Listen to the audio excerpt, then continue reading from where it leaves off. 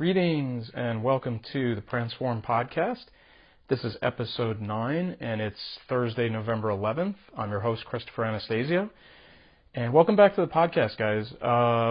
We had dropped an episode for you guys earlier this week about the art of trend jacking, where we talked about leveraging social media and digital strategies to kind of jump into news cycles or cultural moments and things of that nature. I definitely advise you to check that out, guys. It's a great way for you to build organic reach and engagement by sort of being part of that conversation and so forth. So definitely check that out, guys. We dropped that on Tuesday the 9th. Also want to point out, guys, for all the listeners here in the United States, a happy Veterans Day to all the veterans and their families and so forth. So if you're listening, just kind of wanted to mention that before we get started. Today's episode is really going to focus on, and we're going to have lots of episodes on video content and video strategies. And this one sort of building on episode 7, where we talked about the importance of video content from a very high sort of macro level. We talked about captioning in particular. You know, if you're doing video, you definitely want to be including captions and so forth to make sure, people who are sound off or needing to mute their phones can still consume your video content. So we kind of touched on that actually last week in episode 7. But what I want to talk about today is to go down a couple levels into some specific strategies for your video content that go beyond just captioning them. Okay, so we're going to talk a little bit more specifically about that. Great article, guys, that we'll connect you to on social media today. This was back in about mid-August. They published an article called, quote, Facebook shares new insights into the key elements of effective video content, unquote. And so basically what Facebook did was they partnered with a marketing measurement firm called Analytic Partners and an insights agency called The Lab. And they conducted a study into the most effective approaches to producing and creating video content and how you can get the most bang for your buck by doing that. So first of all, if you go to that article, there's like a 16-page report available there. You guys can go ahead and download that. Super insightful, super helpful. Both if you're already doing video content for your business, you'll definitely benefit from it. If you haven't started, I think you're going to see the benefits of doing it. You're going to sort of be learning like, okay, wait, this is why I need to catch up and start looking at doing video content for my business. Okay, so just want to point that out, guys. If you do go to the article, look for the download link to get to the 16-page report.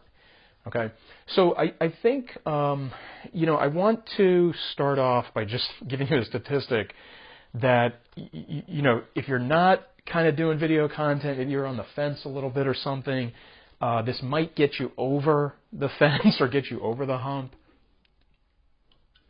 And basically, that is in a relative sense. Okay, this is a study that was done by Analytic Partners for a decade, basically, between 2010 and 2020. If you look at if you look at static content on social media versus video content on social media, in a relative sense, there's a 39% relative increase in your return on investment from doing video versus doing static content. That is quite staggering. I mean, I have to say, I'm already aware of the fact. This is something we look at all the time. We're aware of the fact from our marketing work that we know video is so powerful, and we know it's the type of thing that businesses should be focusing on. But you see a figure like that, it kind of takes you back a little bit. So again, that's mostly for the people who haven't, businesses who haven't embraced video, just aren't really sure about it for your situation. Just think about that a little bit. Just really incredible difference in ROI. So I think that what I want to do is I want to spend the bulk of this podcast just going over some of the specifics here that came out of this report. So we're kind of giving you the executive summary a little bit here, kind of a highlight, but definitely still encourage you to read that report. if you look at, so one of the things that Analytic Partners did, and this is between 2005 and 2020, so this is quite a bit of observation that they did. But they looked at what determines online video effectiveness, okay? And what they found was, to a much greater degree, to like a 70-30 kind of split, the quality of your copy and your creative, okay, is what really drives the result. Okay, so here we're talking about what the actual content is, the communication of that content, the engagement that you provide out of that video. That really constitutes the bulk of whether or not your video is going to be effective. Now, to a lesser extent, but not zero, there are executional elements that come into play. Things like, the duration of the video, the scheduling and targeting that you do, sort of the marginal elements that come sort of around the video or come out of the video. You could maybe put it that way. Those things, definitely they matter, but they matter much less than what you're actually doing in that video and what you're actually accomplishing with that video from a copy, quality, and creative perspective. Okay, so using that as kind of the top level thought, it then drives a lot of these recommendations and best practices that we're going to talk to you guys about today. So just keep that in mind, and again, don't be discouraged. I mean, if you're not, if you're sitting there and you're like, well, I'm not a Hollywood producer, I'm not, I'm not able to produce the most creative videos, so I might as well not do it. I mean, don't be discouraged. There are ways for you, I think, to improve what you're creating or what you intend to create. And certainly practice makes perfect. So if you're terrible at it now, it doesn't mean you're going to be terrible at it later. It just means that you may need to go through iterations of it. You may need to try different things and literally practice delivering your content and, put out what you're comfortable putting out, and over time you're going to get better with it. So basically what I want to do is just kind of, again, from sort of a wave top perspective, and then let you guys kind of drill down when you look at the report and the article, talk to you about best practices and recommendations. So from best practice perspective, some of the things that the report mentions is, number one, you have to keep in mind mobile device consumption. So you have to frame your video for mobile consumption. Okay, now on Facebook specifically, we'll just highlight them for a moment, that means using the vertical 4:5 ratio format and then the square format on Instagram. Okay, so it's slightly rectangular on Facebook and it's squared off in Instagram. But whatever platform you're working on, make sure you understand what that mobile framing ratio should be, and then produce your video accordingly. Okay, because that's, 9 times out of 10, I'm sort of guesstimating there, but 9 times out of 10, that's where somebody's consuming your video content, is on their mobile device. Okay, now the second item we already covered in episode 7. So I'm just going to lightly touch on it here, but that's the whole made for sound off approach. Okay, so that's where you're captioning your videos. You're basically making the video assuming the person won't hear it. Now, if they do hear it, that's great. They get to hear your voice or the voices of the people in the video. But if you put any music to it, whatnot, it definitely, that's great, and you should have those elements there, obviously.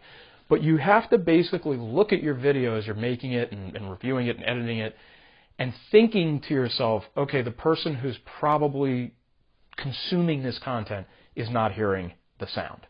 Okay? So third item under best practices is to showcase the product or service. Okay, so in your creative, you want to make sure that the main subject of the ad is the main thing. Okay? Because remember, you know your product and service really well, but the person consuming your video content probably doesn't.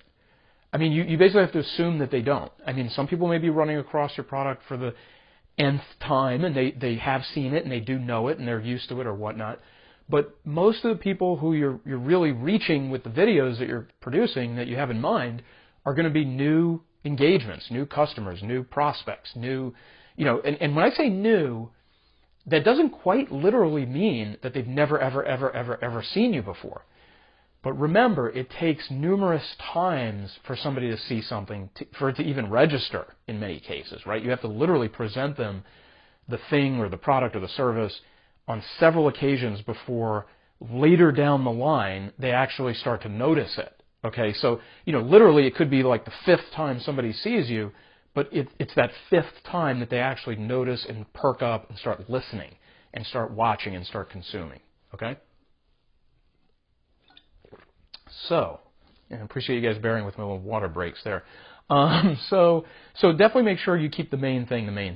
Okay? Don't be confusing about it. Don't be too, don't be so artsy about it that, you can't figure out what your video is about or what you're even, trying to convey or anything like that. So just be very careful to make sure that you're showcasing your product and your service, in a very obvious manner. Okay?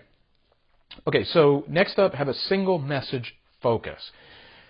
So, this is fairly obvious. It even kind of goes to what we just said in the previous best practice, but it speaks a little bit more to messaging. Don't try to get multiple messages across in the same video. When you make a video, target that video to a particular singular message. Maybe if it's a physical product and you have, let's say, 6 or 7 features of that product, make a video about each feature, right? If it's a service that you're providing, let's say you're a financial advisor or a tax advisor or whatnot, and you know that you do several different things. You do personal returns, you do business returns, you do bookkeeping.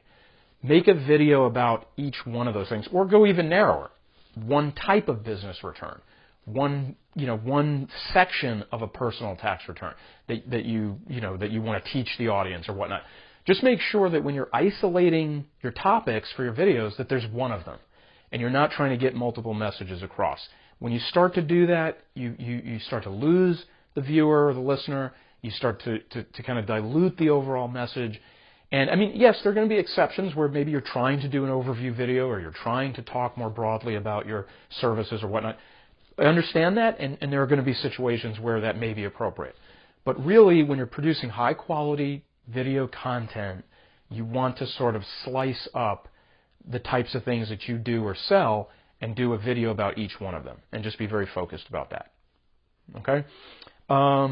So, another step here is showcasing a unique brand. This could be tricky. I think that I think that when you're branding yourself or your product, you just want to be sure that you kind of get that, out straight away in the video, to capture people's attention and to get that brand sort of top of mind right away. This is kind of difficult to explain because I think it's going to be kind of unique to each one of you. To explain because I think you'll kind of, you'll keep an eye to this and you'll understand how to do it or where to do it in the process. But the fact that, videos are watched very, very fleetingly by people as they're scrolling through their feeds, and they need to have their attention caught right away. And of course, that's a theme that we preach all the time about a lot of this stuff, is that, the bottom line is you have to be quick about grabbing somebody's attention or you've lost. You have a few seconds maybe. So when it comes to a brand perspective, make sure that branding is front-loaded. It's at the start of the video. You're kind of putting it on the table right away. If you're trying to brand yourself at the 8th minute of your video, it's just never going to come across. It's not necessarily wrong, quote unquote. You can communicate branding at any time in your content. But if you're doing videos and you want to grab somebody's attention, you want them to associate with your brand, then you've got to front-load that. Okay? And to that point, we go to the next best practice, which is get to the point. Okay, so again, there's a little overlap between some of these, but I think you can kind of see the nuances. Getting your message in the first 5, 10, 20 seconds of the video is crucial, because if you have a message that you're trying to get across, a point you want to get across, and you leave it for later, most of the time nobody's going to hear it. It's just going to be wasted. It's just going to go off into an echo chamber, and that's going to be the end of it. So you want to make sure you get to the point right away. Okay? Now, movement and fast edits. Okay, so this is the last best practice. So it says here, I'm actually going to read this to you guys off the article, but it says, having movement or fast edits up front can capture consumers' attention and make it more likely for them to continue watching the rest of the video. Aim to include some quick, fast-paced movement at the start and avoid having a still introduction. So you guys know what I'm talking about. It's kind of hard to describe it verbally, but you've seen these types of videos where, somebody comes on screen, they're talking, all of a sudden there's a cut, and then they're talking again, and it's moving forward, like their speech, their delivery is moving forward in a crisp, very concise manner, and there's no dead space between the sentences, there's no long pauses, okay? And if they're showing, let's say, B-rolls, of other footage or whatnot, that footage is more than likely, if it's capturing your attention, it's moving quickly, it's got dynamic kind of motion in it, it's cross-cut, so, one slice of video quickly moves into another slice, which quickly moves into another slice. Just visual effects like that keep things moving along are really what you're trying to go for. I mean, that's the type of video that you really want, that you want to be creating because, again, you have such limited time up front to capture somebody's attention. Okay, so we talked about best practices. Some recommendations which, sort of sum up, I think, in some ways those best practices, but they're worth talking about, are number one, say it in less. I think, the ideal length of a video, if you Google that, you're going to get all kinds of numbers and stats on that. I think that, given the pace that people are scrolling at and paying attention, you really have to see, first of all, if it's an ad, if you go more than 60 seconds, that's a pretty long ad. Okay, so if we're talking about doing video ads, that's the kind of length that you're probably looking at in terms of really trying to punch home a certain message. Okay, particularly on Facebook. I think on YouTube, from my experience, you do see longer video ads. I mean, on YouTube, you can have, a 3 to 7 minute video ad that actually teaches somebody something. Now, again, that's still fairly short. I mean, we're talking way less than 10 minutes there, obviously. So again, it kind of depends on what you're trying to accomplish. If it's a video ad on Facebook, you're probably in that 1 minute or less range. If it's a video ad on YouTube, it could also be 1 minute or less if you're trying to punch home a quick message. But if you're trying to deliver value, and in those first 30 seconds you tell the person, I am going to teach you X, or I am going to show you Y, or I am going to depict Z, okay, whatever those X, Y, Zs are, then you can kind of tee up for them, okay, this video is going to be a little bit longer, but again, still keep it concise. Try to get that message and get that depiction in the least amount of time possible. Okay? Now, if we're talking about video, let's say just on YouTube in general, like you're posting to your YouTube channel, going up to 10 minutes is not, I don't think that's a bad thing. I think you start to go past 10 minutes and you start seeing drop-off in engagement and watch time and so forth. And, of course, if you do YouTube, watch time is crucial there. To the algorithm, you want people to watch as much of the video as possible. So it just gets hard. I mean, even if somebody's interested, it could be hard for them to watch all 30 minutes of your video or all 45 minutes of your video. That's probably going to get sliced up over time. So when you're going for watch time and you're trying to get in that algorithm organically, again, look for a way to say it in the least amount of space possible. Okay, with an eye towards contextually fitting the platform. Okay, if I go to YouTube and I'm watching YouTube videos about, financial concepts, I expect those videos to last longer than, let's say, a quick entertainment-based clip. Okay, like a movie trailer, which is like 2 minutes long or 3 minutes long. Okay, so just when I say it in less, it's not so much an empirical value, but it's an approach to being concise and keeping things economical. Okay, next one, flip the traditional storytelling arc. So normally, how does a story progress? Introduction, middle, conclusion, and there's a climax in there that kind of drives home the point towards the end, right? That's probably not going to work in a short video format because you've got to get the person's attention right away. You got to get them right at the beginning. So if you notice, the most effective, just watch the ads and watch the videos that catch your attention. The ones that catch your attention most likely have a message and a sort of big bang, so to speak, that occurs very early in the video. Hey, I'm Chris Anastasio, financial advisor for XYZ firm, and I'm going to save you $35,000 this year on your taxes. Let me show you how. You see what I'm saying? So that's kind of like, that would normally be the climax, right? That would be like, you build up to, hey, look, I saved you $35,000 in taxes. You're going to move that message to the front. You're going to reveal that immediately, grab somebody's attention like, oh, I need to find out how I can save $35,000 a year in taxes. Boom. Now you move forward into breaking down how that's done or how you're going to do that for your prospect or your client. Okay, so you really have to move the traditional storytelling arc around to increase the effectiveness of your video. Okay. Next one up, continually spark interest with twists and surprises. So, this is going to be very specific to your business and your product. Obviously, this can't really be prescribed to you, but the bottom line is you really want to make sure that you do things in your video to make it stand out where possible, where contextually relevant. Obviously, you're not going to make a video about tax services and, have an elephant walk in the room. I mean, very bad example, I know, I'm sorry guys. But the bottom line there is you really want to find ways to, in a relevant sense, capture somebody's attention. Maybe it's something like, hey, I'm going to save you $35,000 a year in taxes, and you're probably not going to go to jail. Just kidding.